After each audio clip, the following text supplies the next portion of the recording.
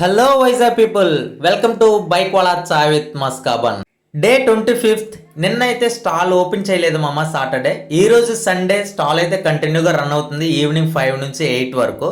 ఇంకొక విషయం, మనమైతే ఫ్లేవర్స్కి కాస్ట్ ఎక్స్ట్రా అయితే పెట్టలేదు.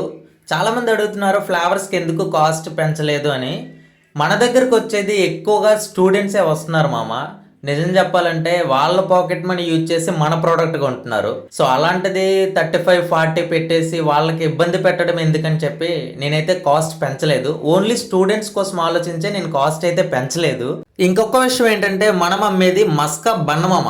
మస్కా బన్కి ఫ్లేవర్ యాడ్ అవ్వాలి అంతే తప్ప ఫ్లేవర్ టేస్ట్ వల్ల మస్కా టేస్ట్ పోవడం నాకు ఇష్టం లేదు.